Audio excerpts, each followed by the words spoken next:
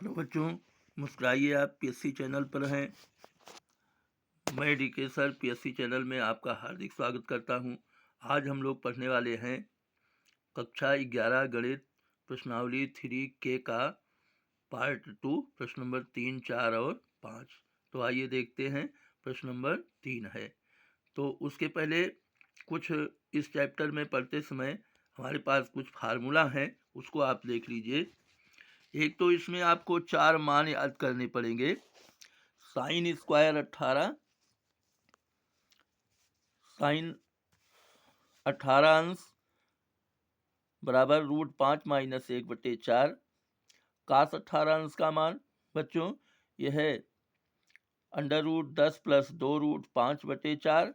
Sign 36 अंश का मान होगा √10 - 2√5/4 और कास 36 अंश बराबर √5 + 1/4। और इसके अतिरिक्त हम कुछ फार्मूला देखेंगे। कास स्क्वायर ए माइनस कास स्क्वायर बी होता है साइन ए प्लस बी इंटू साइन ए माइनस बी, और कास स्क्वायर ए माइनस साइन स्क्वायर बी बराबर होगा कास ए प्लस बी इंटू कास ए माइनस बी। तो ये फार्मूला हम याद करते रहेंगे प्रश्न लगाते समय। तो आइए सबसे पहले हम प्रश्न को हल करते हैं। देखिए प्रश्न नंबर 3 है हमारा, साइन स्क्वायर 126 अंश माइनस साइन स्क्वायर 60 अंश। तो सबसे पहले लिखेंगे हल। साइन स्क्वायर 126 अंश को बच्चों हम 90 + थीटा के रूप में लिखेंगे। तो ये हो जाएगा साइन स्क्वायर 90 + 36 अंश माइनस साइन स्क्वायर 60 अंश। तो साइन स्क्वायर 90 माइनस थीटा क्या होता है? Cos square theta. तो हो जाएगा कास स्क्वायर 36 अंश माइनस आगे है साइन स्क्वायर 60 अंश। और जब इसका हम मान रखेंगे तो मान रखने पर कास स्क्वायर 36 अंश का मान क्या होगा? ये हो जाएगा √5 + 1/4 का बटे 4 होता है, मतलब कास 36 अंश का मान। तो ये स्क्वायर है इसलिए हम यहाँ स्क्वायर लगा देंगे। और माइनस साइन स्क्वायर 60 अंश, साइन 60 अंश का मान आप जानते हैं कि √3/2 होता है। तो हो जाएगा √3/2 का होल स्क्वायर। जब हम इसको हल करेंगे √5 + 1 का होल स्क्वायर ए प्लस बी का रूप में जो सरसंख्या आपने पढ़ा है उसी के आधार पर यह हल होगा। √5 का वर्ग 5 होगा, प्लस बी स्क्वायर होता है तो बी के स्थान पर क्या है? 1 का वर्ग 1 ही होगा, प्लस 2 गुणे √5 गुणे 1 तो 2 √5 और बटे में हो जाएगा 4 चौक 16, 5 + 1 + 2 √5/16 माइनस है √3/2 का होल स्क्वायर। √3 का होल स्क्वायर 3 होगा और 2 का वर्ग 4 होता है, तो हो जाएगा 3/4। अब हम इसको हल करेंगे तो 5 + 1 6 होगा, 6 + 2 √5/16 और माइनस में हो जाएगा 3/4। आगे जब हम बढ़ेंगे तो देखिए 4 और 16 का एलसीएम लेंगे तो 16 होगा। अब ये 6 + 2 √5 और 4 का पहाड़ा 16 में 4 बार, तो 4 को 3 से गुणा करेंगे तो 4 तिहाई 12 और बटे में 16 हो जाएगा। अब ये होगा 6 - 12 -6 हो गया, तो हम इसको लिखेंगे 2 √5 - 6/16। अब अगर ऊपर हम 2 कॉमन ले लें तो यहाँ बचेगा √5 - 3 और नीचे भी 2 कॉमन ले लें तो ये 8 हो जाएगा। अब 2 से 2 कट गया, आ गया √5 - 3/8। इसी को हम कर देंगे आंसर। अब हमारा ये आज का प्रश्न नंबर 3। अब हम बढ़ेंगे प्रश्न नंबर 4 की तरफ। तो प्रश्न नंबर 4 देखिए, दूसरे पेज पर हम जाएंगे तो हमें प्रश्न नंबर 4 मिलेगा। प्रश्न नंबर 4 है हमारा,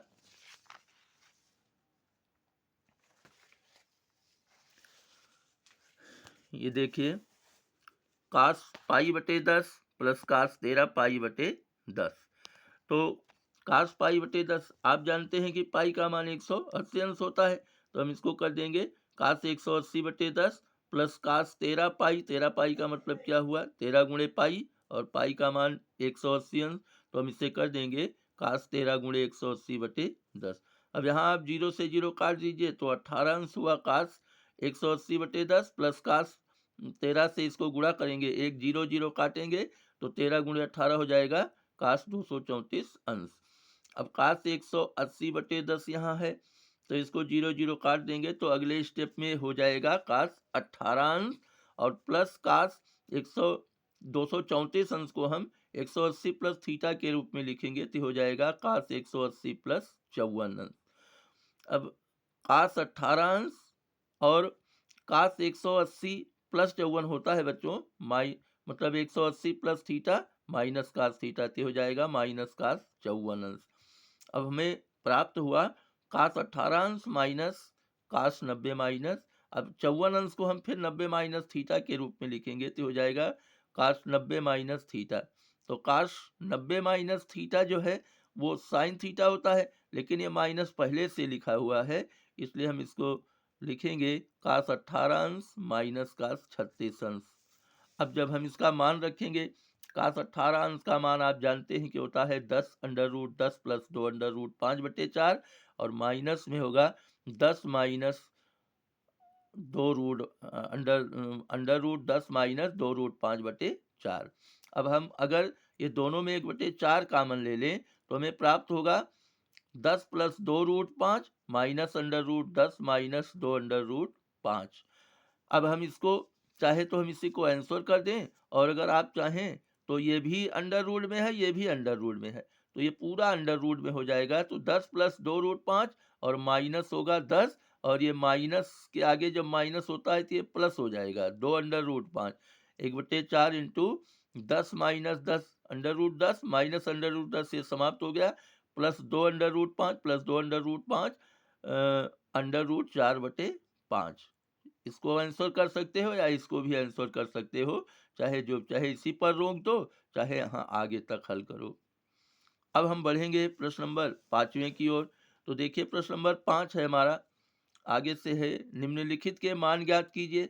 मान ज्ञात करना लिखा है लेकिन यहाँ जान लीजिए कि एक प्रकार से जैसे सिद्ध किया जाता है इसी प्रकार सिद्ध करने वाला है।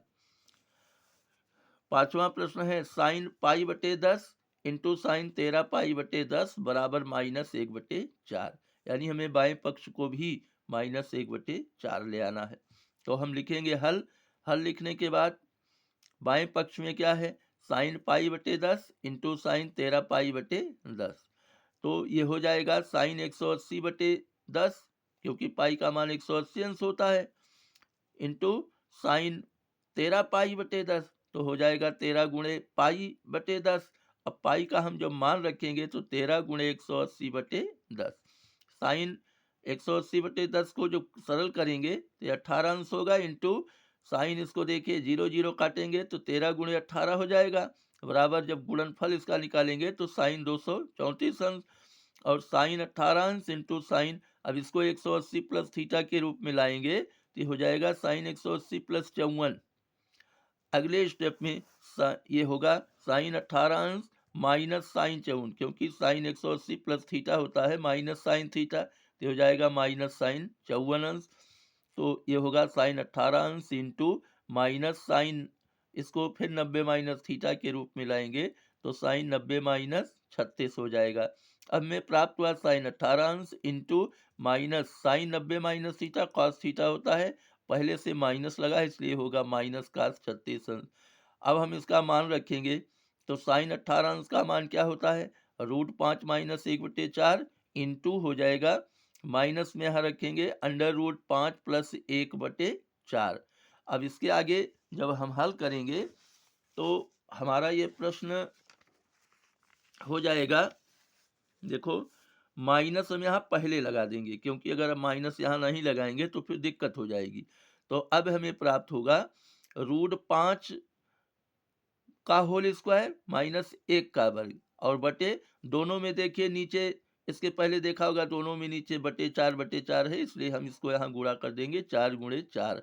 तो अब ये हम माइनस यहाँ लगा देंगे तो √5 का वर्ग 5 होगा और माइनस 1 का वर्ग 1 होगा, तो ये हो जाएगा 1 का वर्ग 1 तो माइनस 1 होगा और बटे में 4 चौक 16। अब यहाँ 5 से 1 घटाएंगे तो 4, पहले से माइनस लगा है तो यहाँ आप माइनस लगा दीजिए, -4/16। इसको सरल करेंगे तो ये माइनस यहाँ रहेगा, 4 × 4 4 चौक 16 बराबर -1/4 और आप लिख दीजिए बराबर राइट हैंड साइड। तो उम्मीद करता हूँ कि ये प्रश्न आपको अच्छी तरह से समझ में आ गया होगा और आपसे निवेदन है कि इस तरह से हम आपके लिए सरल से सरल भाषा में कोर्स लाते रहेंगे। और आप अगर वीडियो पर नए आए हैं तो वीडियो को सबसे पहले सब्सक्राइब कर लीजिए। और जो दूसरी चीज़ कहना है वो ये है कि आप वीडियो को पूरा देखा कीजिए और वीडियो को लाइक और शेयर अपने दोस्तों को और कमेंट अवश्य कीजिए। Best of luck.